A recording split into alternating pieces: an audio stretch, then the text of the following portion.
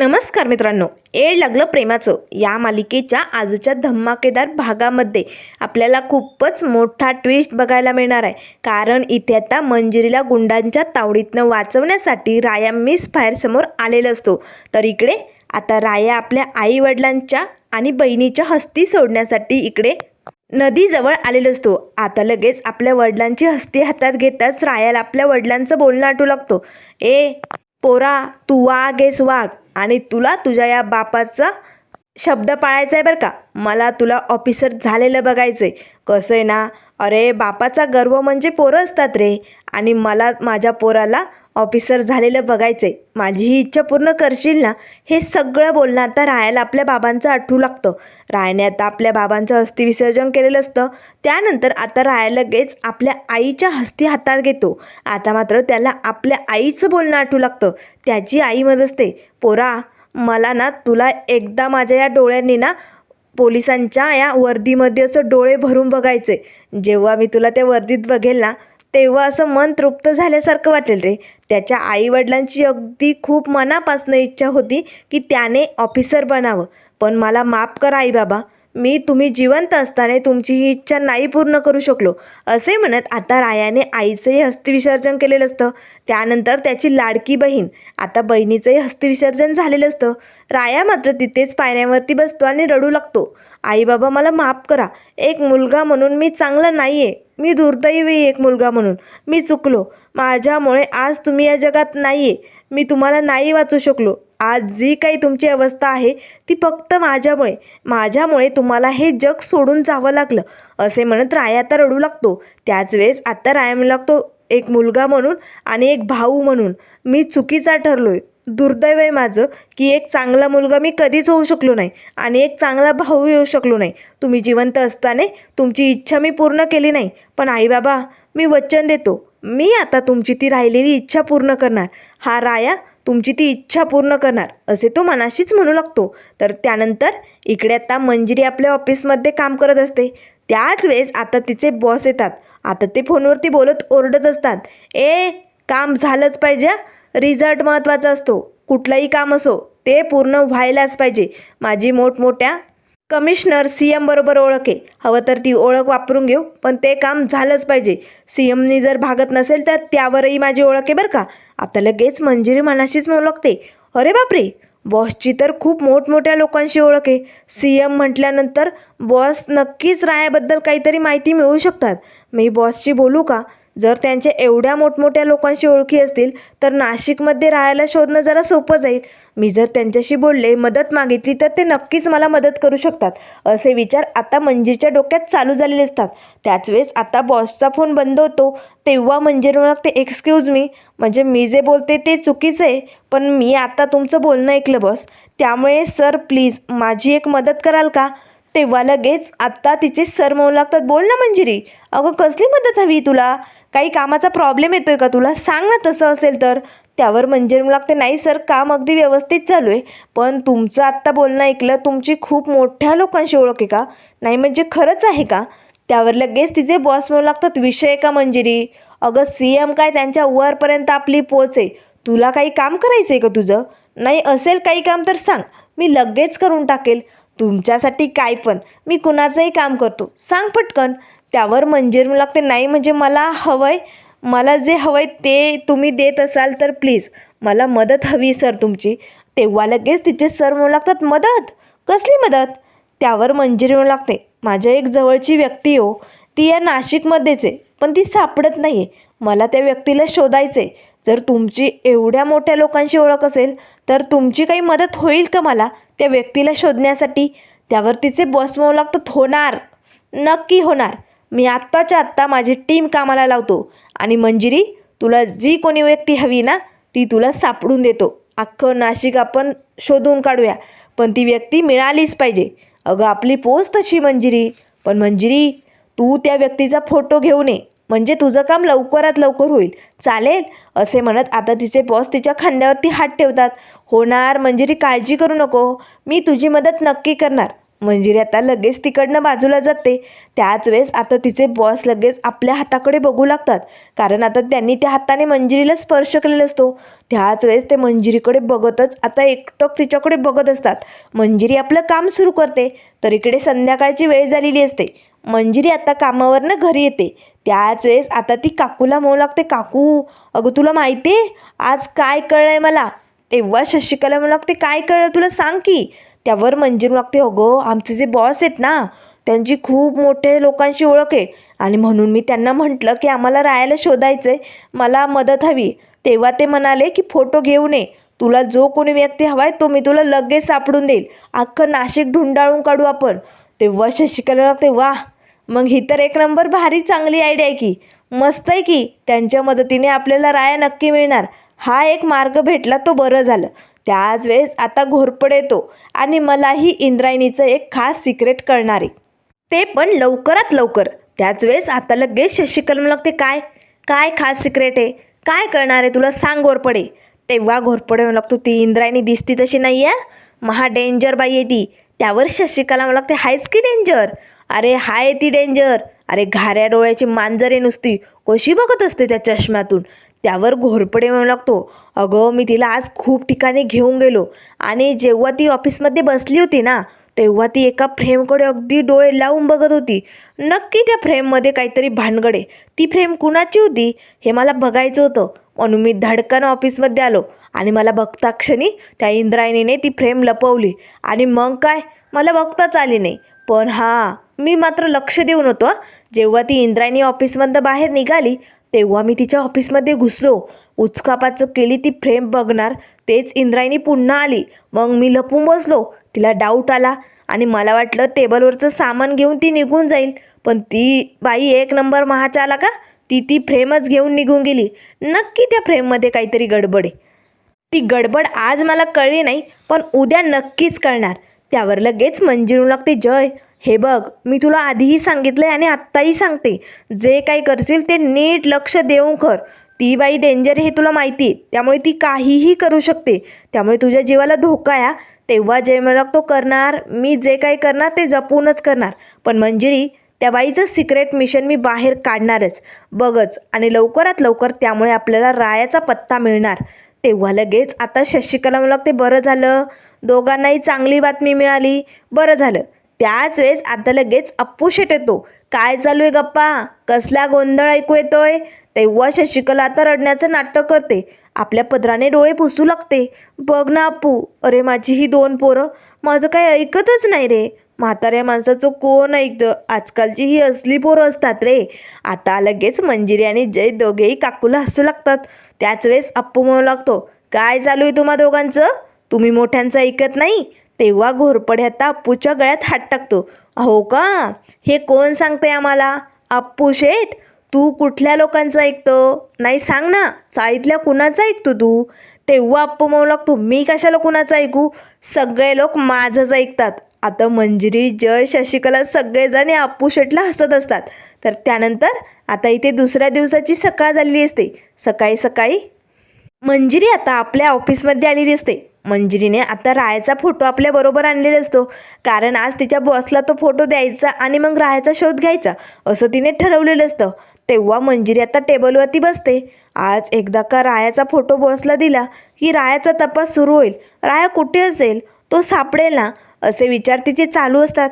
त्याच वेळेस आता तिचे बॉस येतात. तेव्हा मंजिरी लागते, सर 1 मिनिट, मला ज्या व्यक्तीचा फोटो द्यायचा होता तो फोटो आणलाय मी. त्यावर लगेच तिचे बॉस म्हणू लागतात, आणलाय का मंजिरी, बरोबर दाखव पटकन कोण आहे ती व्यक्ती. आता मंजिरी रायाचा फोटो दाखवते. तेव्हा लगेच आता तिचे बॉस तिच्या हातातनं तो फोटो घ्यायला जातात आणि असा तिच्या हाताला स्पर्श करू लागतात.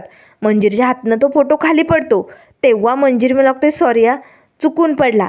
त्याच वेळेस आता लगेच मंजिरी फोटो घ्यायला खाली वाकणार, तेच तिचे बॉसही खाली वाकतात. मंजिरी अगं तू कशाला उचलते असे म्हणत तिच्या खांद्यावरती हात ठेवतात. मंजिरीला जरा मात्र या बॉसचा थोडासा विचित्रपणा जाणू लागतो. तेव्हा मंजिरी लागते, नाही नको मी घेते की. तेव्हा लगेच आता तिचे बॉस तो फोटो बघतात आणि म्हणू लागतात, हो का, ही व्यक्ती तुझ्या जवळची आहे, हिला शोधायचे होणार. मंजिरी तुझं काम नक्की होणार, पण त्या बदल्यात तू मला काय देणार. आता मंजिरीला जरा विचित्र वाटतं. तेव्हा ती लगेच सरांकडे बघू लागते. सर म्हणजे काय म्हणायचं आहे तुम्हाला? तेव्हा तिचे बॉस म्हणू लागतात, मंजिरी म्हणजे मला म्हणायचं आहे तू त्या बदल्यात किती काम करणार? अगं मला कामाशिवाय दुसरं काहीच नको आहे, रिझल्ट महत्त्वाचा आहे ना. तेव्हा मंजिरी लागते, चालेल सर तुम्ही सांगाल ते काम करेन मी, हवं तेवढं काम करेल, पण प्लीज माझ्या या रायाला शोधाल का तुम्ही? ही व्यक्ती माझ्यासाठी खूप खास आहे. त्यावर लगेच तिचे सर म्हणू लागतात, शोधणार? मंजिरी तुझ्यासाठी काही पण, तुझ्या या व्यक्तीला मी शोधणार. असे म्हणत आता मंजिरी आपल्या टेबलवरती कामासाठी बसते. तेव्हा तिचे बॉस म्हणू लागतात, मंजिरी आता कामाचा लोड वाढलाय बरं का, तुला आज ओव्हरटाईम करावा लागेल. असे म्हणत तिचे बॉस आतमध्ये निघून जातात आणि एकटक मंजिरीकडे बघू लागतात. वाह काय चीज आहे मंजिरी. मंजिरी मला जे हवं आहे ते मी मिळवणारच, कारण शेवटी रिझल्ट महत्त्वाचा आहे ना. असे म्हणत ते आता मंजिरीकडे खिडकीतनं डोकावून बघत असतात. तर इकडे आता घोरपडे मात्र ड्रायव्हिंग करत असतो.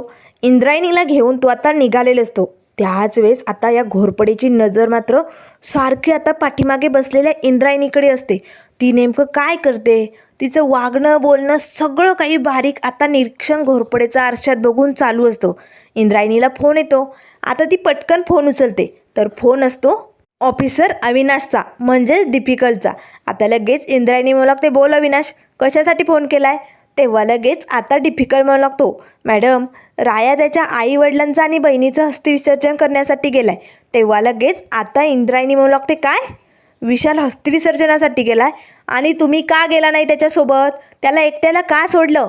त्यावर लगेच अविनाश म्हणू लागतो, मॅडम मी विशालला बोललो होतो, पण तो बोलला की गरज नाही आहे, मी जाऊन येतो. आता मात्र इंद्रायणी भडकते, अविनाश तुला कळत नाही का? मी सांगितलं होतं ना त्याला एकट्याला सोडायचं नाही, त्याच्यावरती नजर ठेवून असायचं. तो कुठे पळून गेला तर मग काय करायचं? हे बघा मला कामात कुठली हलगर्जी नको आहे. आणि अविनाश जर यावेळेस तो पळाला ना तर मी तुला फायर करीन ना. शेवटचं सांगते आता, मला काम अगदी चोख पद्धतीनेच झालेलं पाहिजे. जे काही व्हायला पाहिजे ना ते माझ्या मनाप्रमाणे. चला पटकन त्याला फॉलो करा आणि लवकरात लवकर मला अपडेट देत राहा. तेव्हा लगेच आता घोरपडे मनाशीच म्हणू लागतो, अरे बापरे कुणाबद्दल बोलते ही बाई? कुणाला एकट्याला सोडायचं नाही, त्याच्याबरोबर राहायचं. जर असं केलं नाही तर फायर करेन. एखाद्याचा जीव घ्यायला बघते ही बाई. कोण असेल तो गायब होणारा माणूस? रायाबद्दल तर बोलत नसेल ना? नक्कीच काहीतरी भानगड दिसते. त्याआधी मला या अविनाशपर्यंत पोचावं लागेल. हा अविनाश कोण आहे? त्याला रायाबद्दल काही माहिती तर नसेल ना? हा अविनाश कोण आहे याचा मी आधी शोध घेतो, असे घोरपडे मनाशीच म्हणू लागतो. तर आता इकडे इंद्रायणीचा फोन बंद झालेला असतो. आता इंद्रायणी लगेच स्वतःशी बडबड करू लागते, लोक पण ना इमोशनसारखे वागतात. आता ड्युटीवरती असताना इमोशनपणा कशाला आणायचा मध्ये? पण हा विशाल पण ना ऐकायला तयारच नाही आहे, अशी तिची बडबड चालू असते. ती आपल्या डोळ्याला चष्मा लावते. त्याच वेळेस घोरपडे आता सारखा आरशातनं एकटोक तिच्याकडे बघत असतो. तेव्हा इंद्रायणी म्हणू लागते, पुढे बघ ना, ड्रायव्हिंग पुढे बघून करायची असते, मागे काय बघतोय? आता घोरपडे म्हणू लागतो, सॉरी मॅडम, आणि गाडी चालू लागतो. तर इकडे आता जवळपास ऑफिस सुटण्याची वेळ झालेली असते. आता मंजिरी आपल्या टेबलवरच्या फायली वगैरे आवरते आणि निघण्याच्या तयारीत असते. त्याच वेळेस आता लगेच तिच्या स्टाफमधल्या एक मॅडम येतात. मंजिरी अगं तू तर तयारी करते, सकाळी सरांनी सांगितलं आहे ना ओव्हरटाईम काम करावं लागेल, कामाचा लोड खूप वाढला आहे मंजिरी. तेव्हा मंजिरी म्हणू लागते, हो का, पण ऑफिस सुटण्याची वेळ झाली आहे ना, मला जावं लागेल म्हणून मी तयारी करत होते. त्याच वेळेस तिचे बॉस येतात. आता त्यांनी 2-4 फायली हातात आणलेले असतात. तेव्हा ते म्हणू लागतात, मंजिरी मंजिरी सॉरी या, तू आत्ताच कामाला लागली आणि लगेच तुझ्या पाठीमागे असा लोड वाढला आहे. पण मंजिरी अगं खूप काम आहे, त्यामुळे तुला ना आज ओव्हरटाईम करावं लागेल, तुला जास्त वेळ ऑफिसमध्ये थांबावं लागेल. ऑफिस टाईम वेळेवरती तुला घरी जाता येणार नाही गं, त्यामुळे प्लीज मंजिरी, काम महत्त्वाचं ना, मला रिझल्ट हवा आहे मंजिरी. तेव्हा मंजिरी लागते, ठीक आहे सर मी थांबते, पण मी एकटी? त्यावर तिचे सर म्हणू लागतात, तू एकटी नाही आहे मंजिरी, अगं कामाचा लोड मला पण आहे, मी आतमध्ये माझ्या केबिनमध्ये काम करेन, तू इकडे बाहेर बसून कर, आपण दोघे मिळून काम करूया. त्याच वेळेस स्टाफमधल्या ज्या मॅडम असतात ना त्यांना बॉस म्हणू लागतात, तुम्हाला मीटिंगला जायचे, तुम्ही निघा पटकन. आता ऑफिसमधले सगळेजण गेलेले असतात, पण मंजिरी आणि तिचे बॉस मात्र तिथेच असतात. तेव्हा मंजिरी म्हणू लागते, बॉस मी माझ्या घरी फोन करून कळवते मला उशीर होणार आहे म्हणून, आणि मग पटापट कामावरते. आता मंजिरी लगेच काकूला फोन लावते. तर इकडे काकू मस्त आता कॅरम खेळत असतात. अप्पू शेट असतो आणि सोसायटीतली बरीच मुलं असतात. तेव्हा मात्र आरडाओरडा दंगामस्ती चालू असते. त्याच वेळेस शशिकला धमकी देते, थांबा, माझ्या लेकीचा फोन आलाय, ती काय म्हणते ऐकू द्या. तेव्हा मंजिरी लागते, काकू अगं आज ना मला ओव्हरटाईम करावं लागेल, मला थांबावं लागेल गं, त्यामुळे मला यायला उशीर होईल, कामाचा लोड खूप वाढला आहे ना. तेव्हा लगेच आता शशिकला लागते, मंजिरी तू आत्ता नोकरीला लागली ना, मग लगेच तुला एवढा भार कसा दिला? त्या दिवशी तर लई म्हणत होते एक्सपिरियन्स नाही, आमकं नाही, मग एवढं काम तुला कसं देऊ लागले ते? हे बघ मंजिरी, नवीन ठिकाणे, नवीन माणसं, नवीन ऑफिस, सगळं काही नवीन, त्यामुळे मला नाही वाटत तू ओव्हरटाईम करावा, तू ये निघून. तेव्हा मंजिरी लागते, काकू असं काय करते अगं, मला एवढ्या फायली दिल्यात, काम दिलं आहे आणि एक्स्ट्राचं काम करून येते की मी, तू नको टेन्शन घेऊ. अगं मी एकटी नाही आहे, आमचे बॉस आहेत, त्यांचंही काम आहे, तेही थांबणार आहेत, माझं काम आटपलं की मी येईल की. त्यावर शशिकला लागते, मंजिरी अगं अख्ख्या जगाचा भार तूच उचलावा असं वाटतंय का तुला? अगं बाकीची लोकं आहेत की ऑफिसमधली, त्यांना सांगायचं, तुला एकटीला ठेवायची काय गरज? मला काय हे पटलेलं नाही आहे बाई, लगेच कामाला लागायचं, नसं रात्री अपरात्री थांबायचं. नाही नाही मंजिरी, तू लवकरात लवकर निघून ये. तेव्हा मंजिरी म्हणते, काकू अगं एवढं काम आटपते आणि मी लगेच येते, तू नको काळजी करू. त्यावर शशिकला म्हणू लागते, पोरी लवकर या, मी वाट बघेन, मी झोपणार नाही, मी थांबते तुझी वाट बघत हा. तेव्हा मंजिरी लागते, बरं बरं ठीक आहे चालेल. त्याच वेळेस तिचे बॉस तिच्याकडे बघत असतात. मंजिरी आज मला जे हवं आहे ते मी मिळवणार असे म्हणत आता ते मंजिरीकडे एकटक बघत असतात. तर इकडे आता संध्याकाळची वेळ झालेली असते, तरी आता मंजिरीचं काम चालू असतं. अजून एवढं काम बाकी आहे, मला हे सगळं काम पटापट आवरावं लागेल असे ती मनाशीच म्हणू लागते. तर इकडे केबिनमधनं तिचा बॉस डोकावून बघू लागतो, चला वेळ झाली मंजिरी, आता मला रिझल्ट हवा आहे, शेवटी रिझल्ट महत्त्वाचा असतो ना. असे म्हणताच आता लगेच ऑफिसमधले लाईट बंद होतात, सगळीकडे अंधार झालेला असतो. आता मंजिरी घाबरते, सर सर लाईट का गेलेत, असा अचानक लाईट बंद का झालाय सर? तेव्हा लगेच तिचे बॉस येतात, मंजिरी मंजिरी अगं घाबरू नको, मी आहे, तू एकटी नाही आहे मंजिरी, थांब आपण मेणबत्ती लावूया. तिचे बॉस लगेच मेणबत्ती पेटवतात. तोपर्यंत मंजिरी अंधारात मोबाईल शोधत असते, मोबाईल कुठे गेला माझा.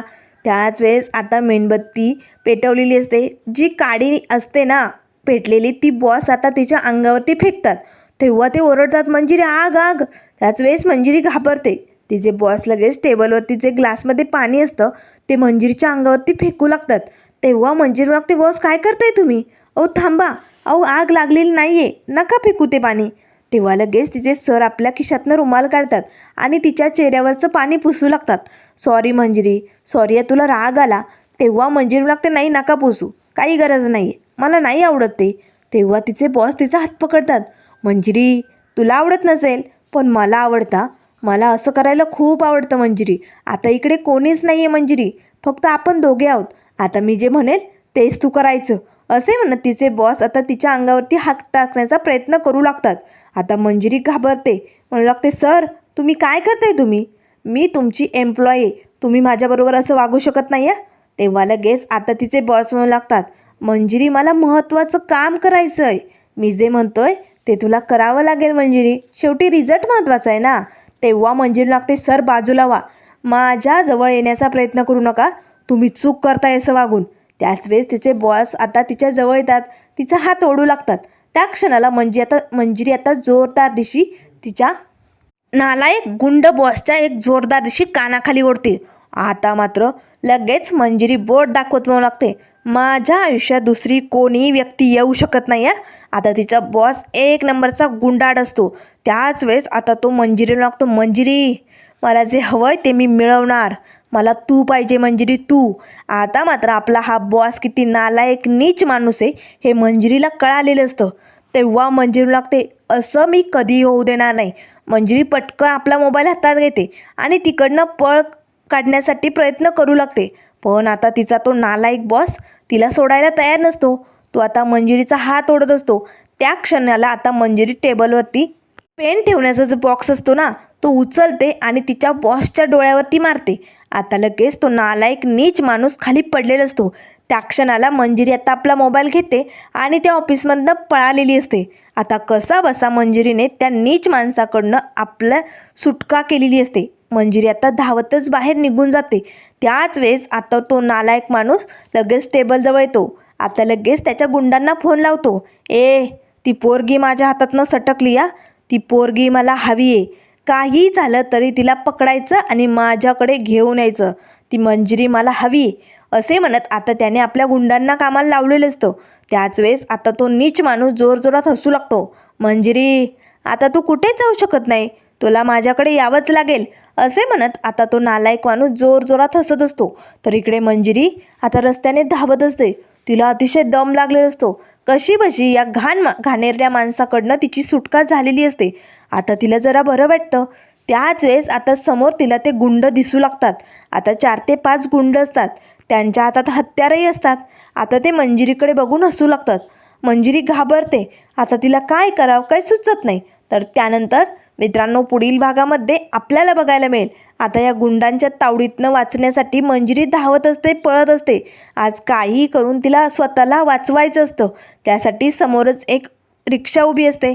आता मंजिरी पटकन त्या रिक्षेत बसते. त्या रिक्षेत म्हणजे कोणीच नसतं. मंजिरी स्वतः आता ती रिक्षा चालू लागते. आता मंजिरी रिक्षातनं धावत असते.